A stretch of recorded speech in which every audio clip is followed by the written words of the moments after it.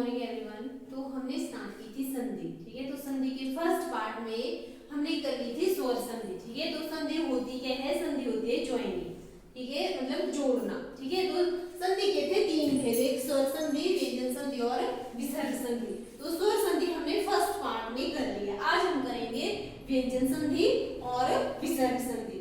तो देखो, व्यंजन संधि में मैंने आपको बताया था, तो इसमें क्या दो पार्ट में हम बांटते हैं। तो इसमें क्या होता है, जब हम तोड़ते हैं तो फर्स्ट जो पहले वर्ण का था, जो अंतिम शब्द होगा वो होता है व्यंजन, ठीक है। और आगे स्वर भी हो सकता है और व्यंजन भी हो सकता है, जैसे वाग जमा ईश, ठीक है। तो फर्स्ट जहां पर ये जो पहले शब्द का अंतिम वर्ण, ये क्या होना चाहिए? ये होना चाहिए व्यंजन, ठीक है। और आगे स्वर भी हो सकता है और व्यंजन भी हो सकता है, ठीक है। तो जैसे बाग प्लस ईश, तो क क्या है? क है व्यंजन, ठीक है, बागीश। तो व्यंजन भी क्या होगा? पहले आएगा यहाँ पर व्यंजन, आगे स्वर भी हो सकता है और व्यंजन भी हो सकता है। लेकिन स्वर संधि में क्या था? स्वर संधि में स्वर प्लस स्वर, मतलब आगे भी स्वर होना चाहिए और पीछे भी स्वर होना चाहिए और आगे भी स्वर होना चाहिए, ठीक है। और विसर्ग संधि में क्या होता है? विसर्ग संधि में आती है विसर्ग, ठीक है। तो व्यंजन संधि के होते हैं नियम, ठीक है। और ये नियम आपको याद रखने पड़ेंगे, तभी आप संधि या संधि विच्छेद कर सकते हैं, ठीक है। तो सबसे पहला जो नियम है व्यंजन संधि में, वो है अगर कोई डबल अक्षर आता है, जैसे डबल च हो गया, डबल ट हो गया, डबल न हो गया, डबल ल हो गया, ठीक है। तो क्या होता है? जो आधा वर्ण होता है, ठीक है, तो जो आधा वर्ण होता है ना, उसकी जगह लगा देते हैं हम त, ठीक है, आधा त, या लंत वाला जो त होता है ना, ये वाला, इसको भी हम क्या मानते हैं? ये होता है आधा त, ठीक है। या तो आधा त ऐसे लिखा जाता है या आधा त ऐसे लिखा जाता है, ठीक है। तो जो डबल अक्षर होते हैं, जो एक अक्षर को, जो आधा अक्षर होता है ना, उसको हटा दिया जाता है और उस आधे अक्षर की जगह लगता है त, ठीक है, आधा त। जैसे सज्जन शब्द है, ठीक है, तो सज्जन का क्या करेंगे हम? जो आधे वाला जो है ये हम हटा देंगे, ठीक है, और उसकी जगह क्या लगाएंगे? त। जैसे सज्जन, तो सज्जन का क्या बनेगा? सत जमा जन, ठीक है। तो एक ज हमने हटा दिया, जो आधे वाला है उसकी जगह लगाया हमने त। जैसे उज्जवल शब्द है, ठीक है, तो उज्जवल में क्या होता है? दोनों होते हैं आधे ज, ठीक है। तो एक ज को हम हटा देंगे और उसकी जगह क्या लगाएंगे? त। तो क्या बनेगा? उत जमा ज्वल, ठीक है। उसी तरह जैसे उच्चारण है, तो उच्चारण में भी क्या होगा? जो आधे वाला ज है उसको हटा देंगे और उसकी जगह क्या लगाएंगे? त। तो क्या बनेगा? उत जमा चारण, ठीक है। तो फर्स्ट रूल लग गया ना पता? फर्स्ट रूल क्या हुआ कि अगर कोई डबल अक्षर है, ठीक है, तो हम क्या करते हैं? एक अक्षर को हटा देते हैं और उसकी जगह लगाते हैं त। ये हुआ फर्स्ट रूल। सेकंड क्या है? सेकंड का नाम है 1 का 3 और 5 का 1 नियम। ये है दूसरा रूल, ठीक है। तो 1 का 3 और 5 का 1 नियम क्या हुआ?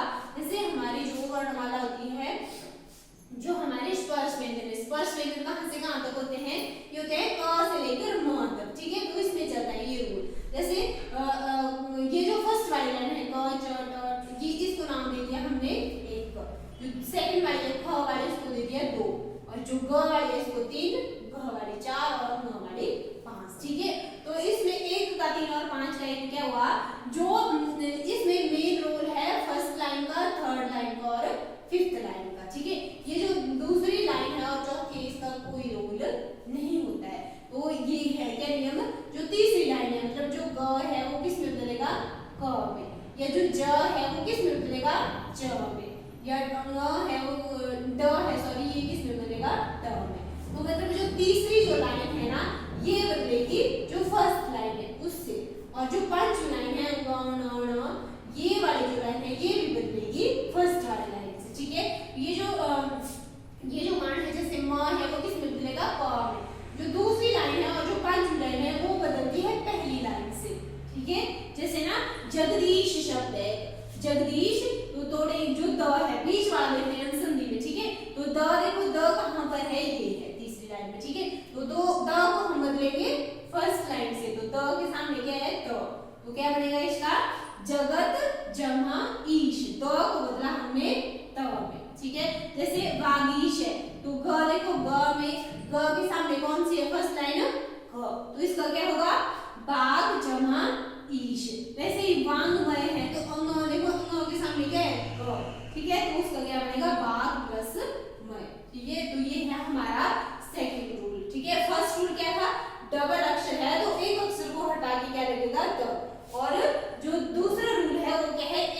तीन और पांच का एक नियम।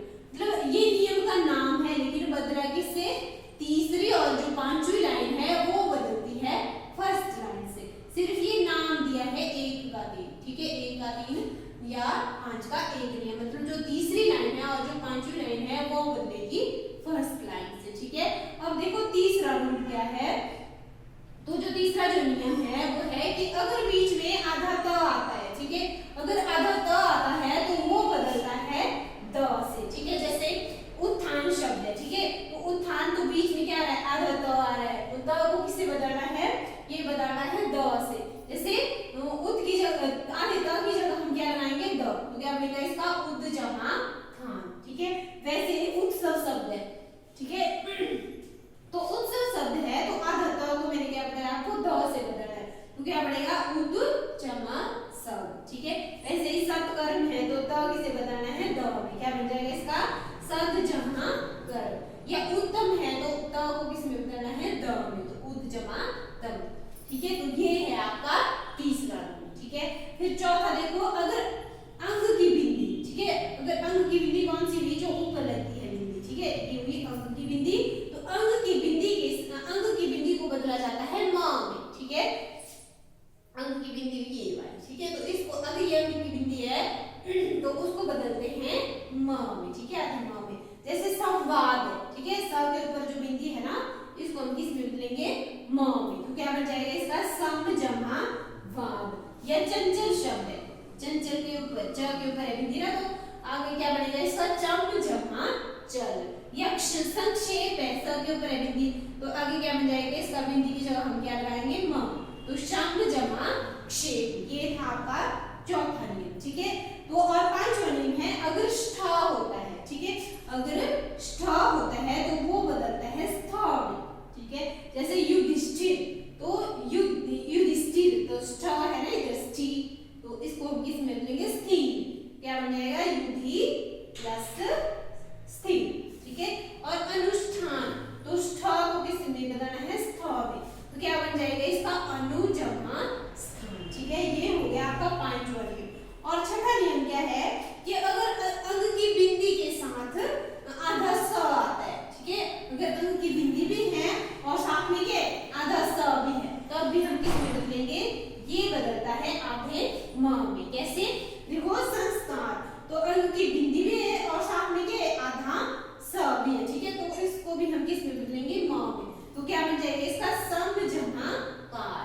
जैसे कि संस्करण, तो इसमें क्या है? अंग की बिंदी के साथ क्या है? आधा स है, तो क्या बनेगा इसका? सम जमा करण, ठीक है। और संस्कृत, तो इसमें भी अंग की बिंदी के साथ क्या है? आधा स है, तो क्या बनेगा? सम जमा कृत, ठीक है। तो ये हो गया आपके व्यंजन संधि के रूल। तो एक बार मैं आपको फिर से बता देती हूँ। जो फर्स्ट है वो क्या है? डबल अक्षर आए, ठीक है, आधा ज, डबल ज, डबल ल, डबल न, कोई भी डबल अक्षर आए तो हमने क्या करना है? एक अक्षर को हटा देना है और उसकी जगह क्या लगाना है? त, ठीक है। जैसे उज्ज्वल, तो एक ज हटा दिया, क्या बन जाएगा? उत जमा ज्वल, ठीक है। ये हो गया फर्स्ट नियम। सेकंड क्या था? एक का तीन और पांच का एक नियम। मतलब जो तीसरी लाइन है और जो पांचवी लाइन है वो किस में बदलेगी? फर्स्ट लाइन के जो वर्ण है, ठीक है। और जैसे बागीश, तो ग के सामने क्या है? क, तो क्या बन जाएगा? बाग जमा ईश, ठीक है। ये सिंपल हटाया। जो तीसरी लाइन और पांचवी है वो बदलती है फर्स्ट लाइन के साथ। ये था दूसरा। और तीसरा क्या था कि अगर बीच में आधा त आता है, आधा त आता है तो वो बदलता है द से। जैसे उत्थान, तो उद जमा थान। तीसरा रूल है कि त की जगह त किस में बदलेगा? द में। और जो चौथा रूल है वो क्या है कि अंग की बिंदी हो, ठीक है, अंग की बिंदी बदलती है म में। जैसे संवाद, सम जमा वाद। और पांचवा रूल क्या था कि स्थ हो, जो स्थ है वो बदलेगा स्थ में। जैसे अनुष्ठान, क्या बनेगा इसका? अनु जमा स्थान। और लास्ट क्या था कि अंग की बिंदी के साथ अगर आधा स हो तो वो भी किस में बदलेगा? ये बदलेगा म में। जैसे संस्कार, तो संस्कार में क्या है? अंग की बिंदी भी है और आधा स भी है, तो किस में बदलेगा? ये म में, तो क्या बन जाएगा इसका? सम जमा कार, ठीक है।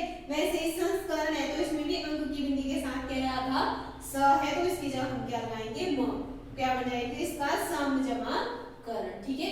तो ये संधि, उसके बाद लास्ट है विसर्ग संधि। ठीक है, तो विसर्ग संधि में मैंने बताया था आपको कि इसमें क्या होता है, पहला वर्ण इसमें विसर्ग युक्त होता है, मतलब पहले शब्द में क्या लगी होती है, विसर्ग लगी होती है। जैसे मनः प्लस रथ, तो न के ऊपर क्या लगी हुई है, विसर्ग लगी हुई है, तो ये क्या है, क्या बन जाएगा इसका, मनोरथ। ठीक है, तो विसर्ग लगी है तो मतलब ये कौन सी संधि है, ये विसर्ग संधि। तो जो विसर्ग संधि है उसके भी व्यंजन संधि की तरह रूल होते हैं। ठीक है, तो उसमें जो फर्स्ट रूल है वो क्या है, तो हमें याद रखना है, जो फर्स्ट रूल है विसर्ग का श श और स। तो याद रखना है आपने कि जो च और छ है, ठीक है, च छ बदलता है श में, ठीक है, और जो ट और ठ है ये बदलता है श में, श से कोण वाला, और जो त और ठ है ये बदलता है स सड़क वाले में। तो ये तीनों श श और श, ये याद रखना है कि च और छ बदलेंगे श में, ट और ठ बदलेंगे श में, और त और ठ बदलेंगे स में। ठीक है, तो ये है फर्स्ट। जैसे निहि जम्हा चय, तो च देखो च किसमें बदलता है, स में, तो क्या बदलेगा इसका, निश्चय। या निहि जम्हा तेज, तो त देखो किसमें बदलेगा, ये वाले स में। ठीक है, तो क्या बन जाएगा इसका, निस्तेज। या धनु प्लस टंकार, तो ट देखना है हमें किसमें बदलेगा, ट है श में, तो क्या बन जाएगा इसका, धनुष टंकार। तो ये था फर्स्ट रूल। ठीक है, फर्स्ट रूल में ये रखने आपने याद कि च छ के कौन से वाले स में बदलता है, ट ठ कौन सा है और त थ कौन सा है, ये था इसका फर्स्ट रूल। अब देखो सेकंड रूल। तो कई बार क्या होता है, विसर्ग में परिवर्तन नहीं होता है, मतलब अगर हम विसर्ग के साथ लिखेंगे तब भी वो ठीक होते हैं, अगर विसर्ग के ऐसे लिखते हैं तब भी वो ठीक होते हैं। जैसे दुस्साहस शब्द है ना, दुहु जमा साहस, तो हम इसको ऐसे भी लिख सकते हैं दुस्साहस, या तो ऐसे लिख सकते हैं दुहु साहस। तो ये दोनों तरफ से क्या है, ये सही होगा। जैसे नि प्लस संदेह, ठीक है, तो निसंदेह हम ऐसे भी लिख सकते हैं, और निसंदेह, तो ये दोनों तरफ से क्या होंगे, ये ठीक होंगे। ठीक है, तो अगला नियम है कि विसर्ग के बाद यदि क ख, ठीक है, क ख अथवा प फ व्यंजन आते हैं तो परिवर्तन नहीं होता है, मतलब जैसे वो लिखे हैं वैसे के वैसे ही हम उसको लिख सकते हैं। जैसे विसर्ग के बाद क ख अथवा प फ, ठीक है, तो रजह जमह कर्ण, तो विसर्ग के बाद क्या है, क आ रहा है, तो अब इसमें कोई परिवर्तन नहीं होगा, तो हम क्या करेंगे, रजह कर्ण, वैसे के वैसे ही इसको हम लिख सकते हैं। जैसे प्रातः जमह काल, ठीक है, तो क आ रहा है ना, क ख प फ बोला है, तो क आ रहा है तो हम इसको कैसे लिख देंगे, बिल्कुल वैसे ही, प्रातः का। ठीक है, और दुख, दुहु प्लस ख, तो ख आ रहा है ना, ठीक है, तो विसर्ग के बाद ख आ रहा है तो हम उसको वैसे के वैसे लिख सकते हैं। ठीक है, तो ये रूल क्या हुआ कि यदि विसर्ग के बाद क ख अथवा प फ आता है तो क्या हम क्या करते हैं, कोई भी परिवर्तन नहीं करते हैं। ठीक है, उसके बाद है अगला रूल। तो अगला नियम क्या है, ई और ऊ, छोटी ई और छोटा ऊ स्वर हो तो वो बदलते हैं श में। ठीक है, जैसे निहि जम्हा कपट, ठीक है, तो निहि जम्हा कपट, तो छोटी ई है ना यहाँ पे, तो ये किसमें बदलेगी, श में, तो क्या बन जाएगा इसका, निश कपट। ठीक है, या दुहु प्लस कर, तो यहाँ पर क्या है, छोटा ऊ है तो ये भी किसमें बदलेगा, श में, तो क्या बन जाएगा इसका, दुष्कर। या निहि जम्हा पाप, तो यहाँ पर भी क्या है, छोटी की मात्रा है तो ये भी किसमें बदलेगी, श में, तो क्या बन जाएगा इसका, निष्पाप। ठीक है, उसके बाद पांचवा रूल क्या है कि विसर्ग के पहले अ हो, विसर्ग है और उससे पहले क्या होगा, अ हो, तो उसके बाद सघोष व्यंजन, मैंने आपको बताया थे घोष, सघोष और अघोष व्यंजन हमने पढ़े थे, तो वो पढ़े थे हमने वर्ण वाले टॉपिक में। तो सघोष व्यंजन कौन कौन से होते हैं, तीसरा, चौथा, पांचवा और य र ल। तीसरा, चौथा, पांचवा जैसे क ख ग घ ङ, तो इसमें जो फर्स्ट पहला तीसरा आएगा, इसमें तीसरा, चौथा और पांचवा, तो ये तीनों क्या होंगे, सघोष, और जो फर्स्ट दो होते हैं ये होते हैं अघोष। ठीक है, तो इसमें हमें कौन चाहिए, सघोष व्यंजन। ठीक है, तो विसर्ग से पहले अ हो और उसके बाद क्या है, सघोष व्यंजन आए, तब क्या होता है, जो अ होता है वो बदल जाता है ओ में। जैसे अध प्लस गति, ठीक है, विसर्ग है ना, और विसर्ग के बाद क्या है, सघोष व्यंजन है, तो अब हम क्या करेंगे, जो अ है वो किस में बदल जाएगा, ओ में। तो क्या बन जाएगा इसका, अधोगति। जैसे जैसे मनः प्लस रथ, ठीक है, तो इसमें भी क्या होगा, ओ में बदलेगा, तो क्या बनेगा इसका, मनोरथ। जैसे सरह प्लस ज, तो ज भी क्या है, सघोष है, तो ये भी किस में बदलेगा, ओ की मात्रा में, तो क्या बन जाएगा इसका, सरोज। या तपह प्लस वन, तो इसमें भी क्या होगा, तपोवन। ये था पांचवा नियम, ठीक है। और छठा है लास्ट, यदि विसर्ग के आगे र व्यंजन हो, ठीक है, तो अगर र व्यंजन आ रहा है विसर्ग के पहले, ठीक है, तो क्या हो जाएगा, जो विसर्गे हैं उनका लोप हो जाएगा, मतलब विसर्गे हट जाएगी और जो छोटी मात्रा है वो बदल जाएगी बड़ी मात्रा में, ठीक है। तो एग्जांपल देखो, जैसे निरोग, ठीक है, तो इसमें क्या होगा, निरोग में क्या होगा, जो छोटी मात्रा है ना वो बदल जाएगी बड़ी मात्रा में, और जो विसर्गे हैं ये खत्म हो जाएगी, तो क्या बनेगा इसका, निरोग। और निहि प्लस रज, तो इसमें क्या है, एक तो विसर्गों के बाद क्या है, र आ रहा है, तो इसमें क्या करेंगे, अब हमें जो छोटी मात्रा है वो किस में बदल जाएगी, बड़ी मात्रा में, तो इसका भी क्या बन जाएगा, नीरज। या नि प्लस रस, तो इसमें भी क्या बन जाएगा, नीरस, ठीक है। तो ये जो विसर्ग संधि है इसकी ट्रिक मैं बता देती हूँ आपको कि हम कैसे पहचानेंगे। एक तो आते हैं श, तो जहां कहीं पे आपको श दिख रहे हैं ना, इन तीनों में से कोई भी, वहां पर क्या होगी, विसर्ग संधि। अब आपको कई बार मनोरथ दे देंगे, है ना, तो यहाँ पर विसर्ग थोड़ी लगी है, यहाँ पर क्या है, जब हम तोड़ेंगे तब तो इसका मनः प्लस रथ हो जाएगा, ठीक है। लेकिन आपको कई बार आपको विसर्ग नहीं दी हो तो क्या होगी, ओ की मात्रा होगी, ठीक है। या तो इसमें ओ की मात्रा होगी, या तो कोई भी श या श, इन तीनों में से कोई भी श या ओ की मात्रा, या तो लगा होगा इसमें आधार, मतलब इनमें से कोई भी अगर आपको दिख रही है चीज तो वो क्या है, विसर्ग संधि। मतलब ओ की मात्रा हमने लिखी थी लेकिन स्वर संधि में, ठीक है, स्वर संधि के गुण स्वर संधि में उसका भी एक ट्रिक था कि इसमें लगेगी ए की मात्रा या ओ की मात्रा, तभी आपको कंफ्यूजन होगा कि यहाँ पर भी ओ की मात्रा है और विसर्ग संधि में भी ओ की मात्रा आ रही है, ठीक है। लेकिन ये जो स्वर संधि है उसमें मैंने आपको बताया था कि उसमें होता है स्वर प्लस स्वर, मतलब जब हम तोड़ेंगे तो उसके आगे भी क्या होगा, स्वर होगा, और उसके बाद भी क्या होगा, स्वर, मतलब दोनों क्या होंगे, दोनों जो शब्द होंगे वो होंगे स्वर के, ठीक है। लेकिन जो विसर्ग संधि है इसमें स्वर, इसमें ऐसा कुछ नहीं होता है कि इसमें स्वर होंगे, इसमें पहले क्या आएगा, व्यंजन आएगा, आगे स्वर भी हो सकता है और व्यंजन भी हो सकता है, ठीक है। तो ये आपने याद रखना है। लेकिन विसर्ग संधि में क्या होगा, विसर्ग होती है मेन, ठीक है, विसर्ग, और ये श और श, ओ की मात्रा और आधा र, ठीक है। ये हो गया आपकी व्यंजन संधि और विसर्ग संधि, ठीक है। तो इनको आपने ध्यान से इनको पढ़ना है, तभी ये नियम हम, अगर आप बार बार पढ़ेंगे तभी ये नियम याद होते हैं और तभी हम अच्छे तरीके से संधि कर पाते हैं, ठीक है। तो ये आपने स्क्रीनशॉट ले लेना है और इनको ध्यान से याद करना है। Thank you and have